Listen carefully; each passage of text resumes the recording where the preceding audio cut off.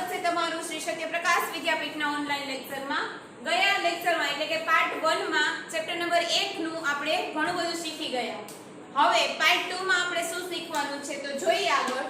જેવા સાથે તેવા અમીના એક દિવસ ચિત્રકાર એટલે કે પેઇન્ટરને મળવા ગઈ। તમે મારું ચિત્ર દોરી શકશો? અમીના છે એ ચિત્રકારને કહે છે કે ભાઈ તમે મારું ચિત્ર દોરી શકશો? હા જરૂર, હું તેની કિંમત 200 રૂપિયા લઉં છું। ચિત્રકાર છે એ કોઈ પણ ચિત્ર દોરી શકે છે। ચિત્રકાર પોતાના ચિત્રો દોરી અને એનું પેમેન્ટ લે છે એટલે કે એ પોતે પૈસા લે છે। તમે ઊભા હોય તો તમને આબેહૂબ તમે જેવા દેખાતા હોય, તમે જે પોઝિશનમાં ઊભા હોય, હાથ ઊંચો હોય તો હાથ ઊંચો, તમે પગ પલાઠી વાળીને બેઠા હોય તો એ રીતે એ ચિત્રકાર દોરી શકે છે। થોડા સમય પછી પેઇન્ટરે તેને ચિત્ર બતાવ્યું। જુઓ પેઇન્ટરે શું કર્યું તો કે ચિત્ર દોરીને બતાવ્યું। અમીના તને આ કેવું લાગ્યું? ચિત્રકાર કહે છે કે અમીના તને આ ચિત્ર કેવું લાગ્યું? પણ આ તો માત્ર અડધું જ છે। અમીનાએ શું કીધું કે આ તો અડધું જ ચિત્ર છે। જો આ ચિત્રમાં દેખાય છે ચિત્ર કેવું છે? અડધું। બીજું અડધું બરાબર આવું જ છે તો સંપૂર્ણ ચિત્ર મેળવવા માટે અરીસો એટલે કે દર્પણ મૂકો। એ શું કહે છે કે તારે જો આવું જ આ બાજુનું તારે ચિત્ર જોવું હોય તો તું અહીંયા અરીસો મૂકીશ તો તને સામેનું ચિત્ર એવું જ દેખાશે। હવે મને મારા પૈસા મળશે। જો અહીંયા ચિત્રમાં દર્પણ એટલે કે અરીસો રાખીને દેખાડે છે। જો આ બાજુ છે એવું જ સામે દેખાય છે એટલે ચિત્રકાર પૂછે છે કે હવે મને મારા પૈસા મળશે? અમીનાએ તેને 100 રૂપિયાની નોટ આપી, પરંતુ આ તો અડધા જ પૈસા છે। હવે ચિત્રકાર પાસે 200 રૂપિયા લેવાના। ચિત્રકારે શું વાત કરી હતી કે ભાઈ ચિત્રના મારે 200 રૂપિયા જોઈશે। એટલે અમીનાએ શું કર્યું કે ચિત્રકારે અડધું ચિત્ર દોરી દીધું એટલે સામેનું ચિત્ર જોવા માટે અરીસાની જરૂર પડી। તો અમીનાએ શું કર્યું તો કે ચિત્રકારને 100 રૂપિયા આપ્યા। બીજા અડધા બરાબર આવા જ છે, તેથી પૂરા પૈસા મેળવવા માટે નોટની બાજુમાં અરીસો મૂકો। હવે બીજા પૈસા એને 100 રૂપિયા આપ્યા અને કીધું કે તમારે હજી વધારાના 100 રૂપિયા જોતા હોય તો શું કરો તો કે જેવી રીતે તમે મને અડધું ચિત્ર દોરી દીધું અને બાકીનું ચિત્ર અરીસામાં બતાવ્યું એવી જ રીતના હું તમને 100 રૂપિયા આપું છું અને બાકીના 100 રૂપિયા તમે અરીસામાંથી લઈ લેજો। પેઇન્ટરે આવા ઘણા ચિત્રો બનાવ્યા છે કે જેમાં તેને વસ્તુઓનો અડધો ભાગ દોર્યો છે। આ ચિત્રનો બીજો ભાગ અડધો ભાગ દોરો અને આ વસ્તુઓ કઈ છે તે શોધો। અરીસા વડે આ કરવાનો પ્રયત્ન કરો। હવે ચિત્રકારે ઘણા બધા ચિત્ર દોર્યા છે, એ જ ચિત્ર આપણે અહીંયા પૂરા કરવાના છે। ચલો આપણે અહીંયા પૂરું કરીએ ચિત્ર। એમાં જે માયકું છે સેમ એવું જ કરવાનું છે।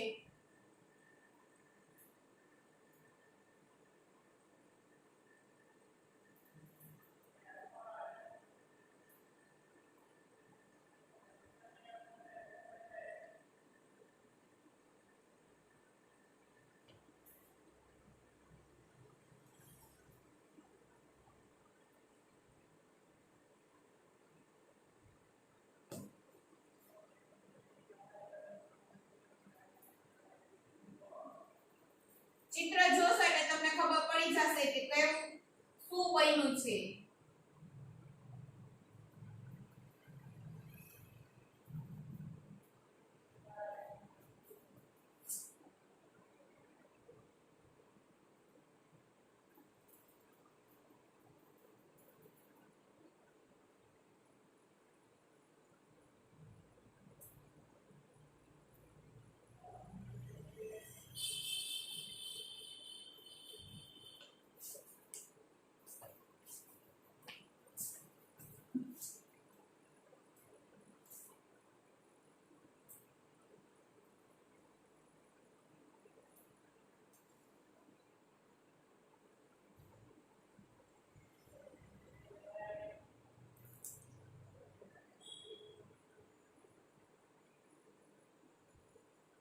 આ બની ગયો સ્ટાર। એના પછી અહીંયા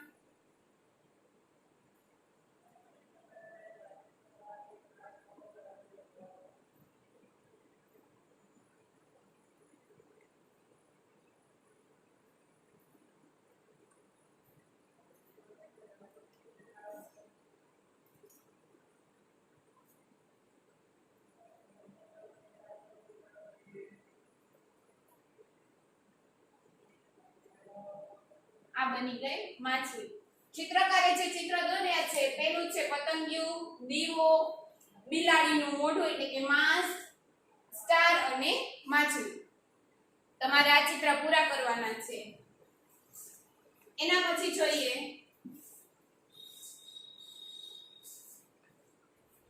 નીચેના ચિત્ર દોરવામાં આપણે પેઇન્ટરની યુક્તિનું પુનરાવર્તન કરી શકીએ. હવે અહીંયા તમને એક પ્રશ્ન પૂછ્યો છે, જો તમારે આ ઈયળનું ચિત્ર દોરવું હોય તો શું તમે પેઇન્ટરે કરેલું છે એવું અડધું ચિત્ર દોરી શકશો?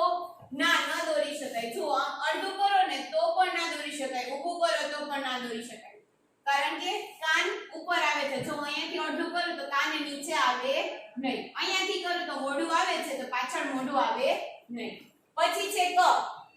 કપને જો ઊભા બે પાર્ટ પાડું તો એક બાજુ કપનું નાકું આવે છે, બીજી બાજુ આવે નહીં. જો આડા પાર્ટ પાડું તો ઉપરથી પોળો છે, નીચેથી સાંકડો છે, તો પણ એ પણ પોસિબલ થશે નહીં. એના પછી છે ઝંડો. જો ઝંડામાં હું બે પાર્ટ પાડું તો પણ ન થાય, કેમ કે ઉપર કલર કેસરી છે, નીચે લીલો છે. ઊભા પાર્ટ પાડું તો એક બાજુ દાંડલી આવે છે, એક બાજુ આવતી નથી. એટલે આ જે આવા ઘણા બધા ચિત્રો હોય એ દર્પણ ચિત્ર બનાવવા પોસિબલ નથી, એટલે કે એ પુનરાવર્તન થઈ શકતા નથી. જે વસ્તુઓ બરાબર તેવો જ અડધો ભાગ અરીસામાં ન દેખાય તેવી વસ્તુઓના ચિત્ર દોરવાનું જો પેઇન્ટરને કહેશો તો તે યુક્તિ ઉપયોગ કરી શકશે નહીં. એવી વધુ 3 વસ્તુઓ દોરો જેનો અડધો ભાગ અરીસામાં તેના જેવો ન દેખાય. એટલે કે આ જે ચિત્ર છે એવા કોઈ પણ 3 ચિત્ર તમારે નીચે દોરવાના છે.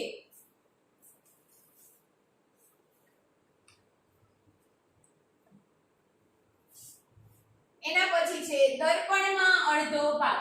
નીચે આપેલ ચિત્ર જુઓ. ટપકાવાળી રેખા દરેક ચિત્રનો અડધો ભાગ દર્પણમાં બરાબર તેના જેવો જ દેખાય છે તે રીતે ભાગ પાડી શકશે કે નહીં? જો પાડી શકે તો રાઈટની નિશાની કરવાની, જો ન પાડી શકે તો રોંગની નિશાની કરવાની છે, અથવા તો આપણે રાઈટની નિશાની કરશું, રોંગ કરશું નહીં.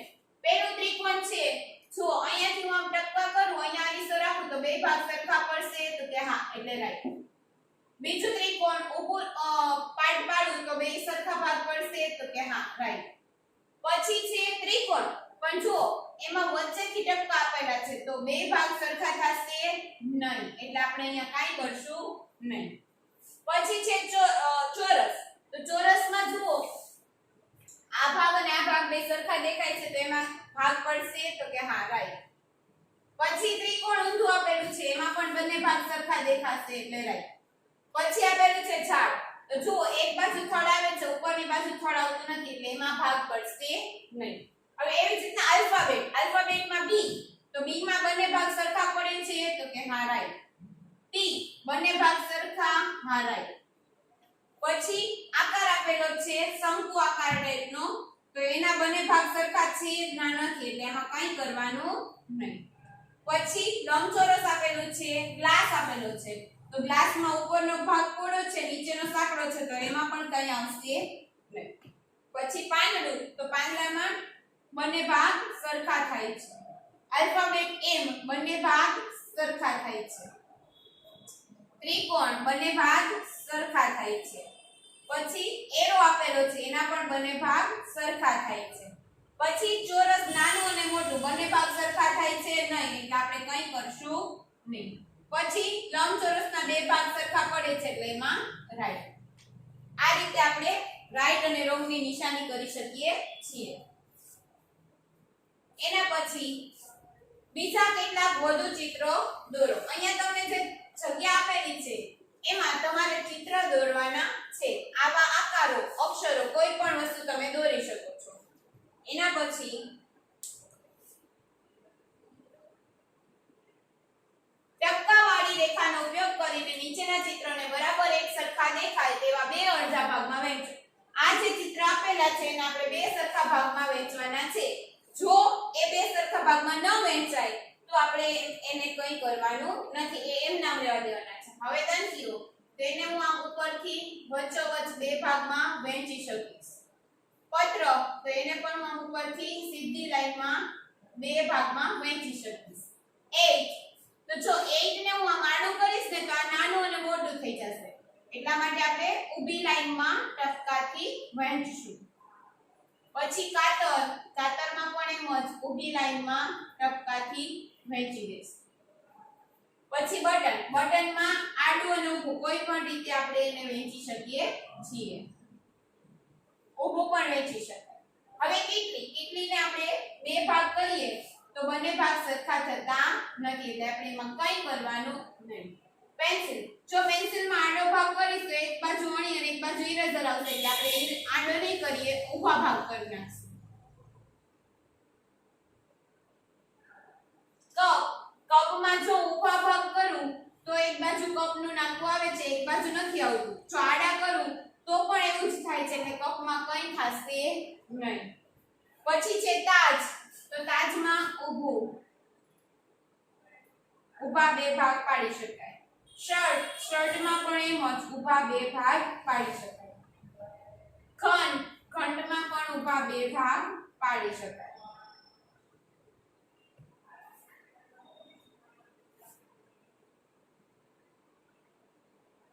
પછી છે કેમેરો. હવે જો આમ આડા બે ભાગ પાડીશ તો ઉપર અને નીચે સરખા આવશે નહીં. આમ ઊભા ભાગ પાડીશ તો પણ એવું જ થશે, અહીંયા કેમેરો છે અહીંયા નથી, એટલે આમાં કાંઈ કરશું નહીં. એના પછી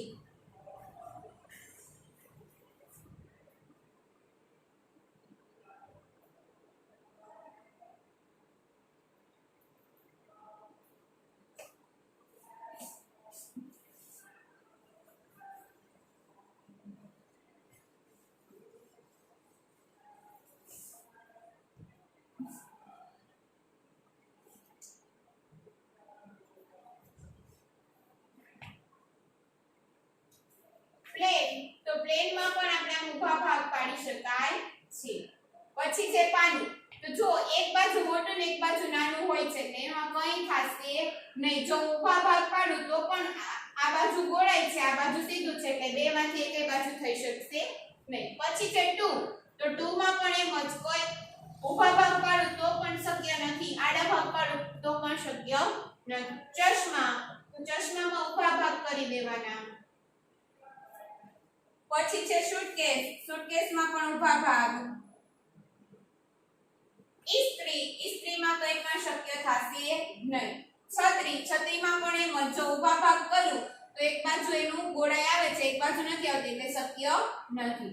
ઘડિયાળ, ઘડિયાળમાં પણ એવું થશે, ઊભા ભાગ પાડીશ તો એક બાજુ 3 નો કાંટો આવે છે, એક બાજુ આવતો નથી, એટલે એમાં પણ શક્ય નથી. એના પછી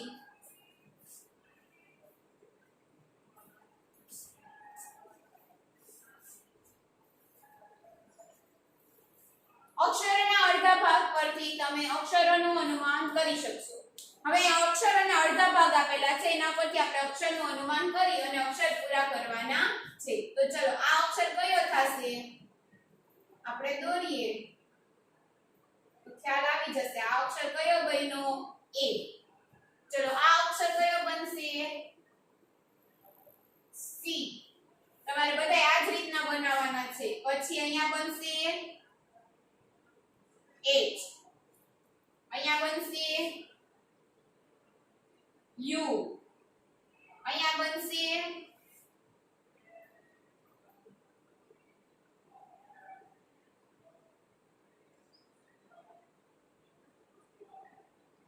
B, અહીંયા બનશે X. આ રીતે અમુક અક્ષર હોય એને આપણે બનાવી શકીએ છીએ. હજી આવા ઘણા બધા અક્ષર છે જેને તમે બે ભાગમાં વહેંચી શકો છો, જેમ કે I, O, M, W, D. ઘણા બધા અક્ષર છે જેને આ રીતે બે ભાગમાં વહેંચી શકાય છે. એવા અક્ષરો તમારે ગોતી અને આ રીતના ફોલ્ડ કરી અને અક્ષરો બનાવવાના છે.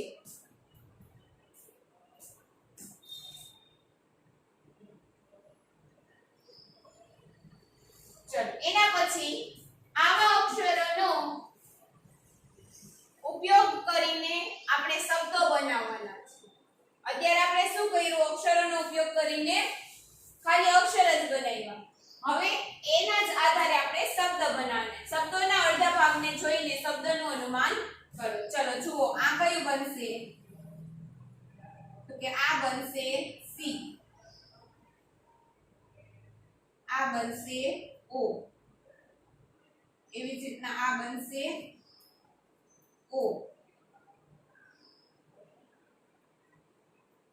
અહીંયા બનશે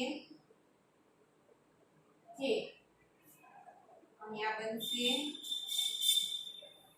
ઈ, અને અહીંયા બનશે બી.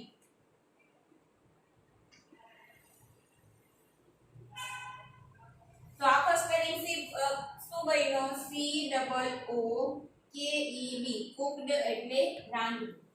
ચલો અહીંયા બનાવીએ H O double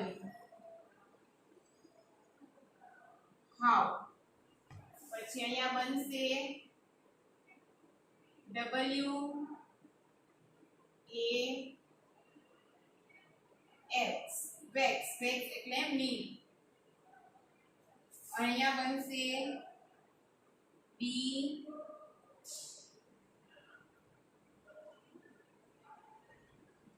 I C E, બીઆઈસી એટલે બીસ. આ રીતે તમારે શબ્દ બનાવવાના છે. એના પછી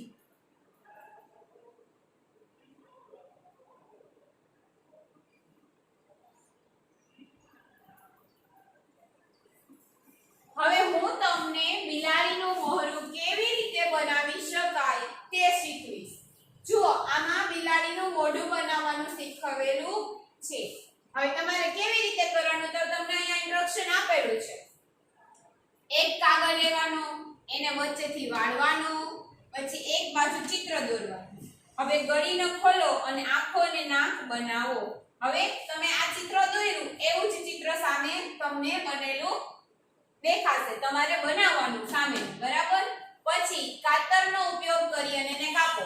હવે આ તમે જે ચિત્ર બનાવ્યું એને કાતરથી પહેલા કાપી લેવાનું. જો અહીંયા મોઢું કાપવાનું, અહીંયા આંખ કાપવાની, મોઢું આ કાપવાનું નહીં, નાક કાપવાનું, મોઢું કાપવાનું, આંખ કાપવાનું, અને આ ફરતું કાપી લેવાનું. એટલે શું થશે તો કે તમને આવું ચિત્ર દેખાશે. હવે એમાં રંગ પૂરવાનો, પછી બે બાજુ કાણા પાડવાના અને એમાં રબર બેન્ડ લગાવી દેવાનું. પછી તમે જોશો એટલે આપણે જે મિકી માઉસ નો ને એવો બધો ફેસ દેખાય છે એ ફેસ અહીંયા બની જશે.